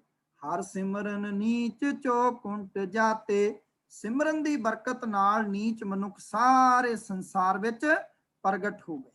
ਤੁਸੀਂ ਉਹ ਪੰਕਤੀ ਜਾਣਦੇ ਹੋ, ਜਿਸ ਨੀਚ ਕੋ ਕੋਏ ਨਾ ਜਾਣੇ, ਨਾਮ ਜਪਤ ਚੋ ਕੁੰਟ ਮਾਨੇ। ਸੋ ਪਾਤਸ਼ਾਹ ਕਹਿੰਦੇ ਨੇ ਭਾਈ ਹਰ ਸਿਮਰਨ ਨੀਚ ਚੋ ਕੁੰਟ ਜਾਤੇ, ਚੋਰਾਂ ਕੁੰਟਾਂ ਵਿੱਚ ਉਹਨਾਂ ਦਾ ਡੰਕਾ ਵੱਜਦਾ ਹੈ। ਸਾਰੇ ਪਾਸੇ ਕੌਣ ਨਹੀਂ ਰਵਿਦਾਸ ਜੀ ਨੂੰ ਜਾਣਦਾ, ਕੌਣ ਭਗਤ ਕਬੀਰ ਜੀ ਨੂੰ ਨਹੀਂ ਜਾਣਦਾ। ਸਾਰੇ ਕਹਿੰਦੇ ਸੀ ਨੀਵੀਂ ਜਾਤ ਦੇ ਨੇ, ਪਰ ਵੇਖੋ ਕਿਵੇਂ ਉਹਨਾਂ ਦਾ ਨਾਮ ਪ੍ਰਗਟ ਹੋਇਆ। ਹਰ ਸਿਮਰਨ ਧਾਰੀ ਸਭ ਧਰਨਾ, ਪ੍ਰਭੂ ਦੇ ਸਿਮਰਨ ਨੇ ਸਾਰੀ ਧਰਤੀ ਨੂੰ ਆਸਰਾ ਦਿੱਤਾ ਹੋਇਆ। ਸਿਮਰ ਸਿਮਰ ਹਰ ਕਾਰਨ ਕਰਨਾ, ਤਾਂ ਤੇ ਜਗਤ ਦੇ ਕਰਤਾ ਪ੍ਰਭੂ ਸਦਾ ਸਿਮਰ, ਉਸ ਪ੍ਰਭੂ ਨੂੰ ਸਿਮਰ ਜੋ ਮੂਲ ਕਾਰਨ ਹੈ। ਪਾਤਸ਼ਾਹ ਕਹਿੰਦੇ ਨੇ ਹਰ ਸਿਮਰਨ ਮੈਂ ਆਪ ਨਿਰੰਕਾਰਾ, ਜਿੱਥੇ ਸਿਮਰਨ ਹੈ ਉੱਥੇ ਨਿਰੰਕਾਰ ਵਸਦਾ ਹੈ। ਪਿਆਰਿਓ, ਪਾਤਸ਼ਾਹ ਕਹਿੰਦੇ ਨੇ ਕਰ ਕਿਰਪਾ ਜਿਸ ਆਪ ਬੁਝਾਇਆ, ਨਾਨਕ ਗੁਰਮੁਖ ਹਰ ਸਿਮਰਨ ਤਿਨ ਪਾਇਆ। ਕਰ ਕਿਰਪਾ ਪਾਓ, ਮਿਹਰ ਕਰਕੇ ਜਿਸ ਮਨੁੱਖ ਨੂੰ ਸਿਮਰਨ ਕਰਨ ਦੀ ਸਮਝ ਦਿੰਦਾ ਹੈ, ਨਾਨਕ ਗੁਰਮੁਖ ਹਰ ਸਿਮਰਨ ਤਿਨ ਪਾਇਆ। हे ਨਾਨਕ, ਉਸ ਮਨੁੱਖ ਨੇ ਗੁਰੂ ਦੁਆਰਾ ਸਿਮਰਨ ਦੀ ਦਾਤ ਪ੍ਰਾਪਤ ਕਰ ਲਈ ਹੈ। ਸੋ ਇਹ ਸਿਮਰਨ ਦੀ ਦਾਤ ਗੁਰੂ ਦੁਆਰਾ ਪ੍ਰਾਪਤ ਹੋ ਜਾਂਦੀ ਹੈ। ਗੁਰੂ ਸਵਾਰਿਓ, ਆਸ ਹੈ ਕਿ ਆਪ ਜੀ ਨੂੰ ਇਹ ਅਸ਼ਟਪਦੀ ਸਮਝ ਆਈ ਹੋਵੇਗੀ। ਜੇ ਨਹੀਂ ਤੇ ਆਪ ਜੀ ਨੂੰ PDF ਜਾਰੀ ਕਰ ਦਿੱਤਾ ਗਿਆ। ਮੈਂ ਤੇ ਇਹ ਬੇਨਤੀ ਕਰਾਂਗਾ ਕਿ ਇੱਕ ਵਾਰ ਹੋਮਵਰਕ ਸਮਝ ਕੇ ਤੁਸੀਂ ਇਹ ਪਹਿਲੀ ਅਸ਼ਟਪਦੀ ਦੀ ਵਿਚਾਰ ਆਪ ਤੁਸੀਂ ਪੜ੍ਹੋ, ਜੋ ਅਸੀਂ PDF ਤੁਹਾਨੂੰ ਸੁਖਮਨੀ ਸਾਹਿਬ ਦੇ ਅਰਥਾਂ ਦੀ ਦਿੱਤੀ ਹੈ। ਸੋ ਆਪ ਜੀ ਨੂੰ ਅਹਿਸਾਸ ਹੋਏਗਾ ਕਿ ਕਿੰਨੀਆਂ ਬਰਕਤਾਂ ਮੇਰੇ ਮਾਲਕ ਨੇ ਸਿਮਰਨ ਦੀਆਂ ਇਸ ਅਸ਼ਟਪਦੀ ਵਿੱਚ ਦਸੀਆਂ ਹਨ। ਇੰਨੀਆਂ ਬੇਨਤੀਆਂ ਪ੍ਰਵਾਨ ਕਰਨੀਆਂ। ਬੁਲਾਓ ਫਤਿਹ। ਵਾਹਿਗੁਰੂ ਜੀ ਕਾ ਖਾਲਸਾ, ਵਾਹਿਗੁਰੂ ਜੀ ਕੀ ਫਤਿਹ।